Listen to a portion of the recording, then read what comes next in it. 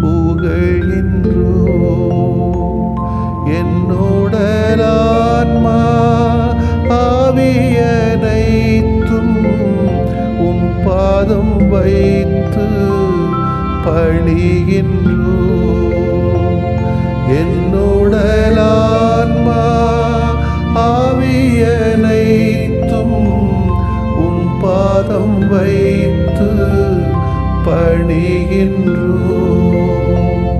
இயேசுவே இறைவா, உம்மில் மகிழ்ந்து ஆராதிக்கின்றோம், புகழ்கின்றோம். என்னுடலான்மா ஆவியனைத்தும் உம் பாதம் வைத்து பணிகின்றோம். என்னுடலான்மா ஆவியனைத்தும் உம் பாதம் வைத்து பணிகின்றோம். ஆவியே இறைவா, உம்மில் மகிழ்ந்து ஆராதிக்கின்றோம், புகழ்கின்றோம். என்னுடலான்மா ஆவியனைத்தும் உம் பாதம் வைத்து பணிகின்றோம்.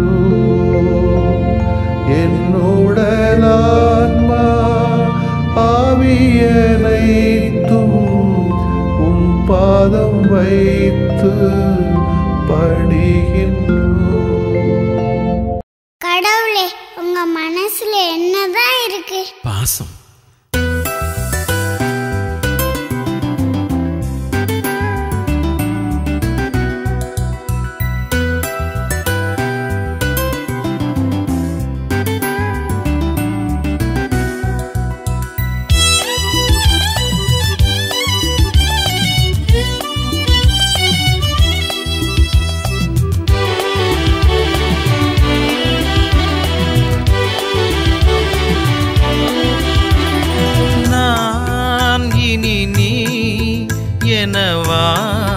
வாழ்ந்திடத்தான் நினைவினில் நாளெல்லாம் நான் உன்னில் ஆழ்ந்திடத்தான். நான் இனி நீ என வாழ்ந்திடத்தான் நினைவினில் நாள் எல்லாம் நான் உன்னில் ஆழ்ந்திடத்தான். நெஞ்சம் வந்து தஞ்சம் தரும் உன் வார்த்தைகள் நேசி என பேசி என்னை உனதாக்குமே. நெஞ்சம் வந்து தஞ்சம் தரும் உன் வார்த்தைகள் நேசி என பேசி என்னை உனதாக்குமே. நான் இனி நீ என வாழ்ந்திடத்தான் நினைவினில் நாளெல்லாம் நான் உன்னில் ஆழ்ந்திடத்தான்.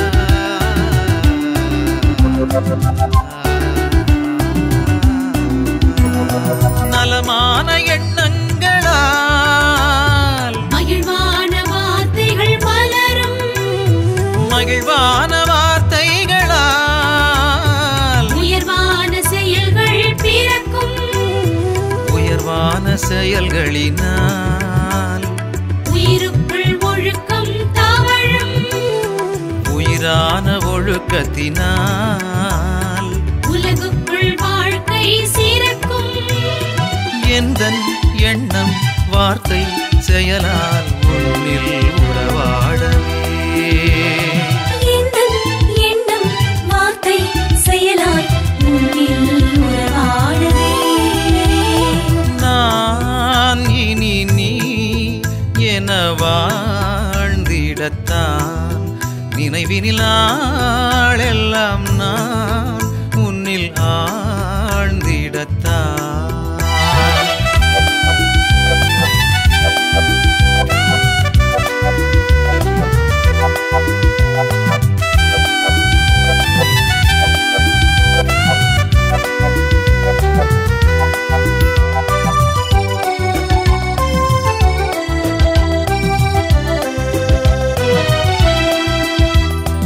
அன்பான வாழ்க்கையினால் அழகான நேயம் நிலவும், அழகான நேயத்தினால் அகந்தேடும் நீதியும் நிலைக்கும், அகந்தேடும் நீதியினால் இகந்தேடும் அமைதி நிகழும், இகந்தேடும் அமைதியினால் சுகமான ஆனந்தம் நிறையும், அன்பின் வாழ்வும் வாழ்வின் பொருளும் எந்தன் பாடலாகுமே.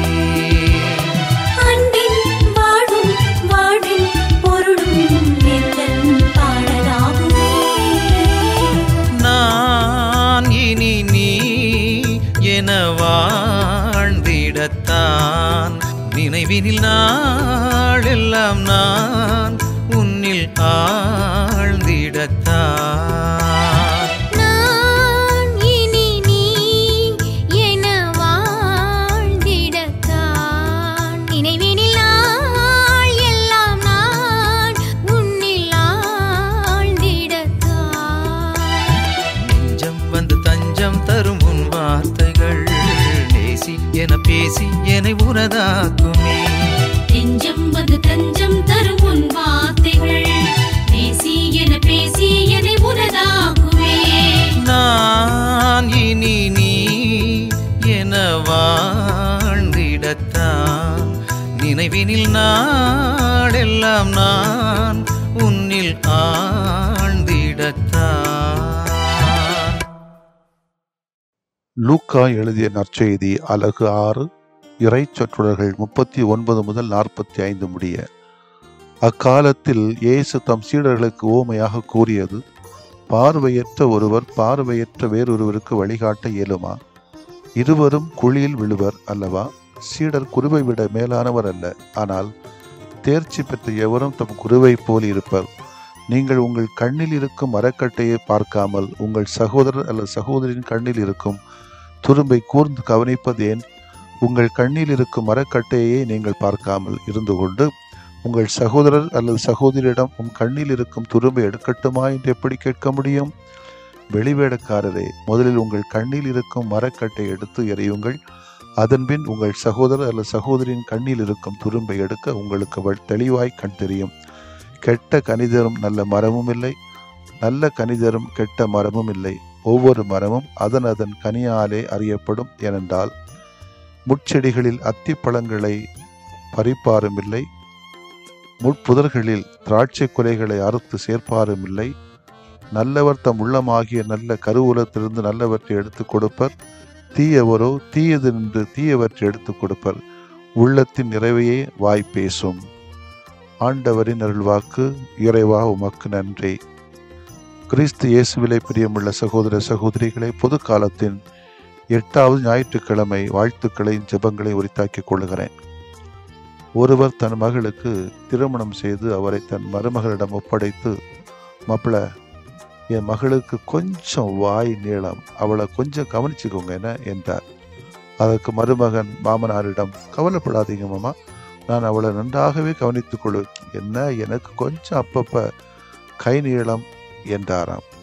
ஆம் அன்புக்குரியவர்களே, நமது வார்த்தைகள் எப்படி இருக்க வேண்டும், நமது வார்த்தைகள் நன்றாக இருக்க நமது உள்ளம் எப்படி இருக்க வேண்டும் என்பதை பற்றி நமக்கு எடுத்துரைக்கிறது.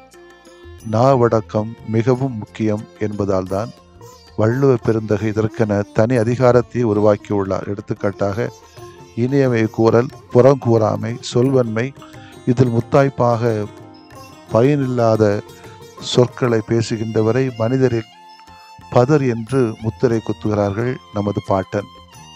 பயனில் சொல் பாராட்டுவானை மகன் எனல், மக்கள் பதடி எனல் குறள் 196 சொல்கிறது. ஒவ்வொரு வார்த்தைக்குள்ளும் ஒரு சக்தி மறைந்திருக்கிறது. எனவேதான் சொல்லினை நாம் மந்திர சொல் என்போம். நாம் மனிதனாவதும் மிருகமாவதும் நமது சொல்லின் மூலம்தான். இதனைத்தான் பாரதியார் மந்திரம் போல் வேண்டுமடா சொல்லின்பம் என்கிறார். நமது உள்ளத்தின் உணர்வுகளை நமது சிந்தனைகளாக, நமது சிந்தனைகளை சொல்லாக, சொல்லை செயலாக மாறுகிறது. அது நம்முடைய வாழ்வாக, பண்பாக மாறுகிறது. எனவே நமது எண்ணங்களுக்கும் செயல்களுக்கும் நடுவே பாலமாக அமைவது நமது சொல்லே. மற்ற மிருகங்களிடமிருந்து வேறுபடுத்தி காட்டுவதும் இச்சொல்தான். எலும்பில்லாத இந்த நாவுதான் மனிதனின் அங்கங்களிலேயே மிகச் சிறந்த பகுதி. அதே சமயம் மிகவும் மோசமானதும் இதுதான். சொர்க்கத்தின் சாவியும் நரகத்தின் சாவியும் இந்த நாவுதான். ஆயுத பூஜைக்கு நாம் அனைவரும் பூசை செய்ய வேண்டியது இந்த நாவிற்கு தான். காரணம், இதனை விட மிகப்பெரிய ஆயுதம் இந்த உலகத்தில் இல்லை. அதனால்தான் மென்மையான நாவு வன்மையான பற்களுக்குள் சிறைப்பிடிக்கப்பட்டு வைக்கப்பட்டுள்ளது. நாக்கு சுட்டரித்து விடும். எனவேதான் நெருப்பிற்கும் நாவு உண்டு, நாவு நெருப்பை போல சிவந்திருக்கும். சொல்லின் சிறப்பு விளக்கப்படுகிறது இறைவார்த்தை வழியாக. சொல் என்பது மனிதனிடம் உள்ள பண்பாட்டை காட்டுகிறது என்று சொல்லி ஒருவரின் பேச்சை கேட்டு அவரை பற்றி அறிந்து கொள்ளலாம் என்ற சூத்திரம் தருகிறது. இதையே ஆண்டவர் இயேசு நற்செய்தியிலே கூறுகிறார். நல்லவர் தம் உள்ளமாகிய நல்ல கருவூலத்தில் நின்று நல்லவற்றை எடுத்துக் கொடுப்பார், தீயவரோ தீயது நின்று தீயவற்றை எடுத்துக் கொடுப்பார். உள்ளத்தின் நிறைவையே வாய் பேசும் என்று தெளிவுபட கூறுகிறார். இப்பொழுது நாம் இன்னும் நுட்பமாக கவனிக்கக்கூடியது நாம் யாரின் கிளைகள், நாம் யாரோடு இணைந்திருக்கிறோம், நாம் யாராக மாற வேண்டும் என்பவை அனைத்தும் நம்முன் கேள்விகளாகவே எழுந்திருக்கிறது. நானே திராட்சை கொடி, அதன் கிளைகள் நீங்கள் என்றாரே. இனி வாழ்பவன் நான் அல்ல, கிறிஸ்துவே என்னில் வாழ்கிறார் என்றாரே பவுலடியார். நீங்கள் மனமாறியவர்கள் என்பதை அதற்கேற்ற செயலிலே காட்டுங்கள் என்று சொன்னாரே இயேசு. எனவே நம் எண்ணத்தையும் உணர்வுகளையும் சொல்லினையும் செயலினையும் அவரிலேயே நாம் வைக்க வேண்டும். அவராகவே நாம் மாற வேண்டியிருக்கிறது. இரண்டாவது, உங்கள் கண்ணில் இருக்கும் மரக்கட்டையை நீங்கள் பார்க்காமல் இருந்து கொண்டு உங்கள் சகோதரர் அல்லது சகோதரிடம் உன் கண்ணில் இருக்கும் துரும்பை எடுக்கட்டுமா என்ற வார்த்தைகளை சொல்லும்போது நிச்சயமாக அவர் புன்முறுவல் செய்திருக்க வேண்டும். ஏனென்றால் பழத்திலே ஊசி ஏற்றுவது போல இயேசு புன்முறுவலோடு ஒரு செய்தி அங்கே வைக்கிறார்.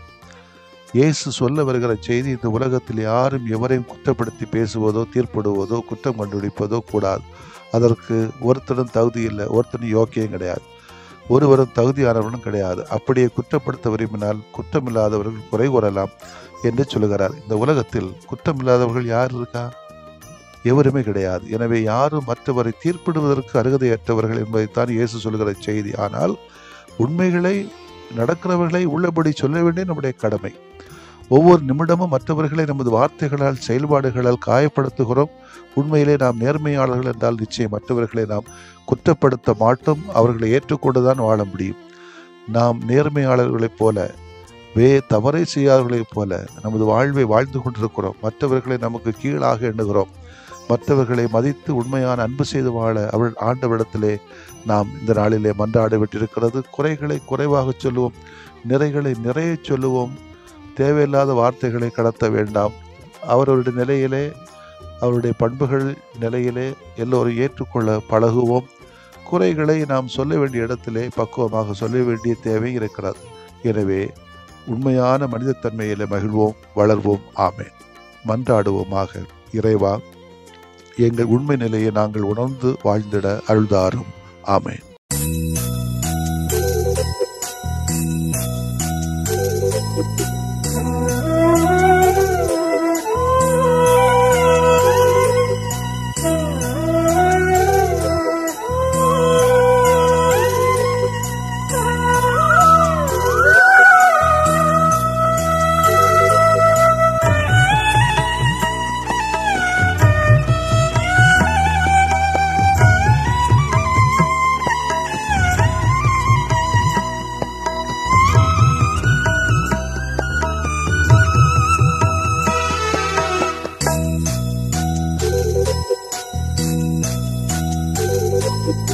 ஆண்டவரே, என் வேண்டல் கேட்டருள்வீரே.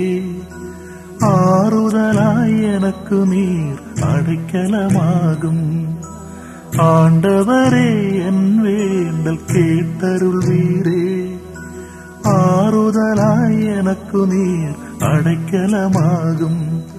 என் துயரம் எதுவென்று நீர் அறிவீரே. எனக்குதவி நீரென்று நம்பி வந்தேனே. ஆண்டவரே ஆண்டவரே என் வேண்டல் கேட்டருள்வீரே. ஆறுதலாய் எனக்கு நீர் அடைக்கலமாகும்.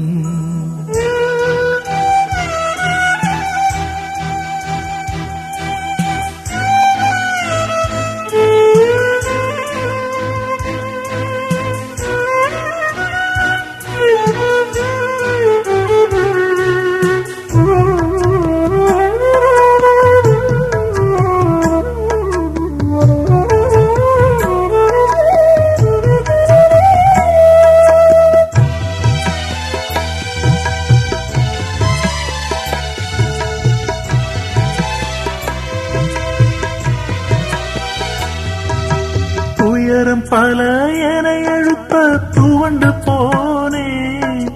துடுப்பிழந்த படகாக தனிமையானே.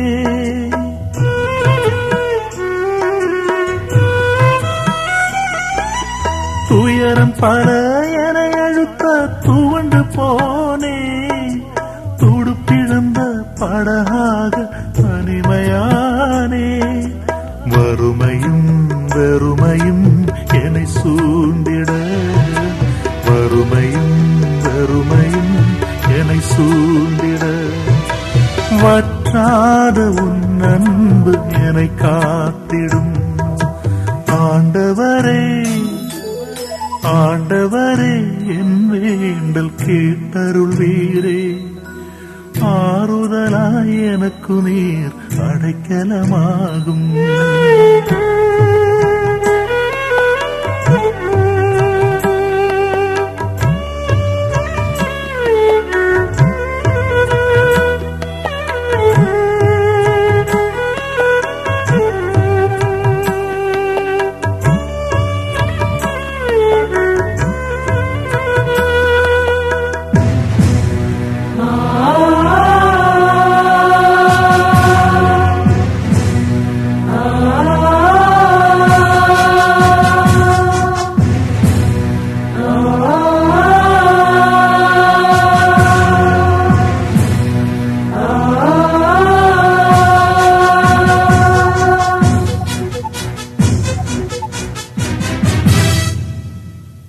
அநியாய செயல் கண்டு உள்ளம் அழுதேன்.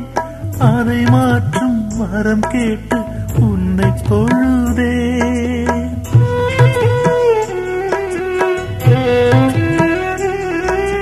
அநியாய செயல் கண்டு உள்ளம் அழுதேன். அதை மாற்றும் வரம் கேட்டு உன்னை தொழுதேன்.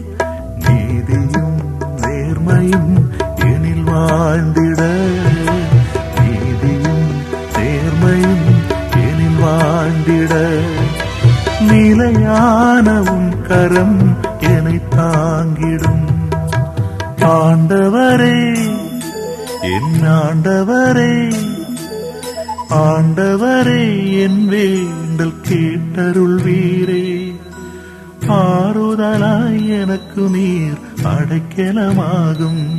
என் துயரம் எதுவென்று நீர் அறிவீரே. எனக்குதவி நீரென்று நம்பி வந்தேனே. ஆண்டவரே என் வேண்டல் கேட்டருள்வீரே. ஆறுதலாய் எனக்கு நீர் அடைக்கலமாகும்.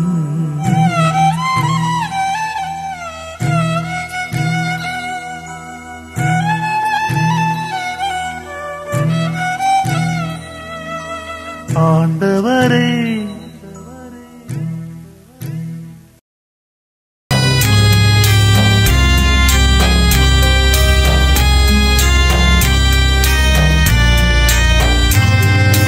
மாண்புயரியுள்ளடையாளத்தை தாழ்ந்து பணிந்து ஆராதிப்போம்.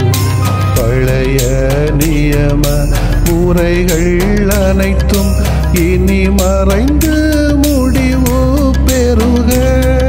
புதிய நியம முறைகள் வருக. புலன்கள் வார்த்தைகளாலே மனிதன் இதனை அறிய இயலா. குறைகள் நீக்க நம்பிக்கையின் உதவி பெறுக.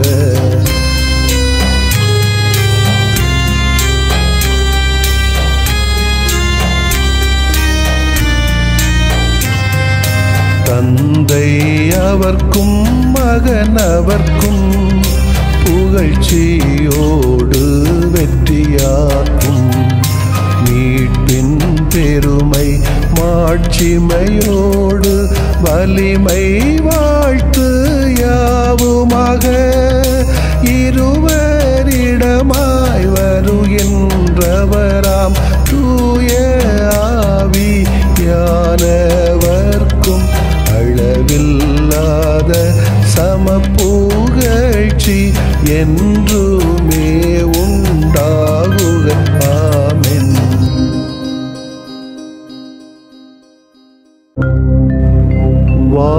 வானின்று அவர்களுக்கு அப்பமளித்தீரே, இனிமையெல்லாம் தன்னகத்தில் கொண்ட அப்பம் இதுவே. மன்றாடுவோமாக. இறைவா, இந்த வியப்புக்குரிய அருளடையாளத்திலே உம்முடைய பாடுகளின் நினைவு எங்களுக்கு விட்டு சென்றீ. உம் திருவுடல் திருநத்தமாகியவற்றின் தூய மறைவருளை வணங்கும் நாங்கள் உமது மீட்பின் பயனை இடைவிடாமல் துய்த்து உணர்ந்து மகிழ அருள்வீராக. தந்தையாகி இறைவனோடும் தூய ஆவியாரின் ஒன்றிப்பில் இறைவனா என்றென்றும் வாழ்ந்து ஆட்சி செய்த உம்மை மன்றாடுகிறோ.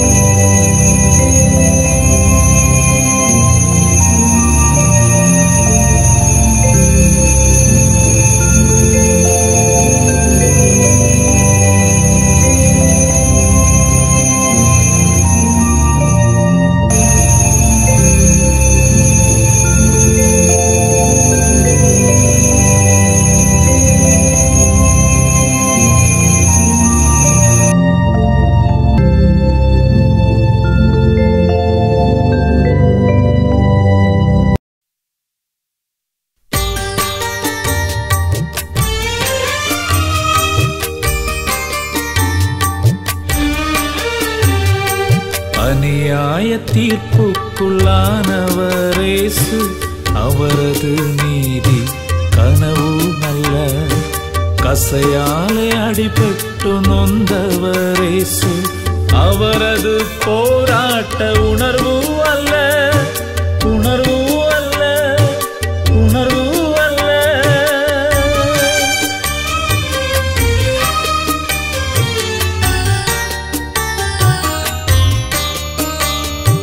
சித்திரவதையாலே சிதைவானாரேசு, அவரது சீரிய சிந்தனை அல்ல. வீதியிலே இழுத்து வரலானாரேசு, அவரது லட்சிய தெளிவு அல்ல, தெளிவு அல்ல, தெளிவு அல்ல.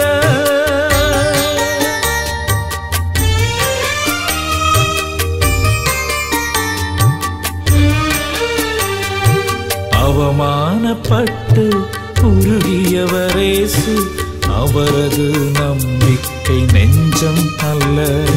சிலுவையிலே அறையுண்டு இறந்தவரேசு, அவரது இறையாட்சி தேடல் அல்ல, தேடல் அல்ல, தேடல் அல்ல.